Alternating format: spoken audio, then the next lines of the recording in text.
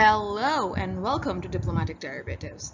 In our previous video, we explained the concept of India's grand strategy. So if you haven't watched that video yet, make sure you check that out because we have unrooted certain critical aspects of India's foreign policy. The link is in the I button above or the description box below.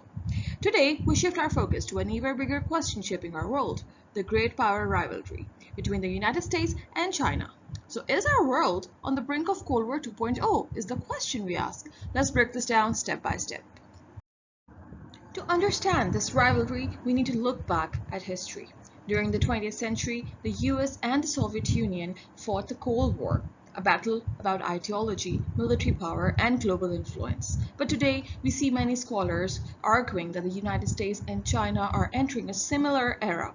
But this time, the competition is not just about ideology. It's about economics, it's about technology, it's about global leadership. As Graham Allison has written in his book, Destined for War, when one great power rises and threatens to displace another, war becomes almost inevitable. This is what he calls the Thucydides trap. Let's unpack where this rivalry is playing out.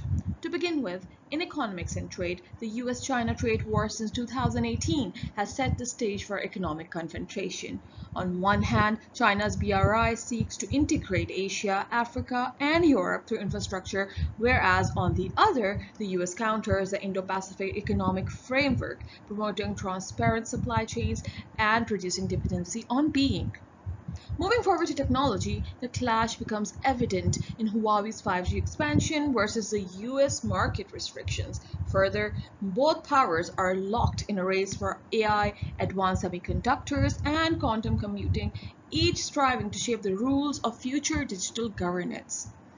Turning to military and security, tensions are rising in the South China Sea disputes, where China's territorial claims challenge freedom of navigation. More importantly, Taiwan stands as the most volatile flashpoint with real potential for conflict. At the same time, the US strengthens its strategic presence through alliances like the Quad and AUKUS, signaling deterrence against unilateral Chinese moves.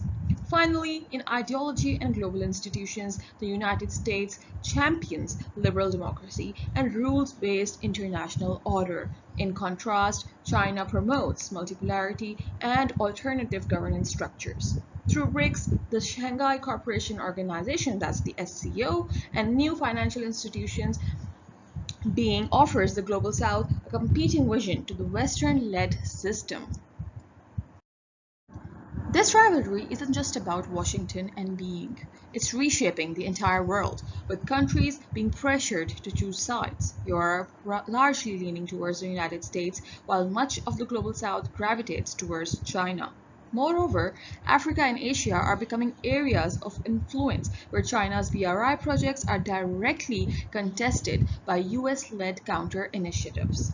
Even global institutions are not immune. The UN, WTO, G20 all are increasingly witnessing paralysis and deadlocks, reflecting the great power competition. As the saying goes, it's old wine in a new bottle. A Cold War rivalry, but repackaged and updated for the 21st century. For Pakistan, this rivalry is both an opportunity and a challenge. China's CPEC provides economic growth and strategic partnership, whereas the US provides security cooperation and IMF remains crucial. The challenge that remains is to avoid becoming a pawn in great power politics. Thus, Pakistan must strike a delicate balance while walking a tightrope. The pressing question that looms large on the global horizon: are we truly prepared for a Cold War 2.0? Drawing parallels with the original Cold War, certain patterns unmistakably re-emerge. The crystallization of a bipolar contest, the forging of rival military and strategic alliances, and the steady intensification of an arms race, particularly in areas such as artificial intelligence, cyber warfare, and hypersonic weapons. Yet, the contemporary landscape departs sharply from its predecessor in one decisive respect. China is not the Soviet Union.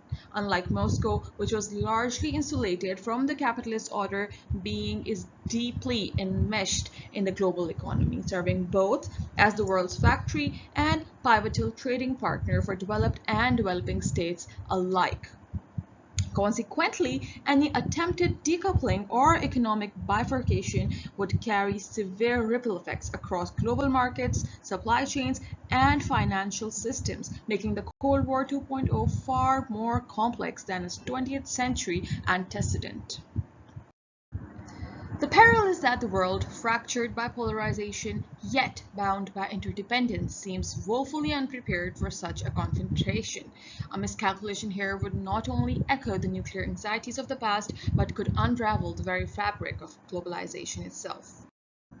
In the end, the US-China rivalry is a central axis of today's geopolitics. If managed poorly, could destabilize the world, but if handled wisely, both powers can cooperate on global challenges like climate change, pandemics, and cybersecurity.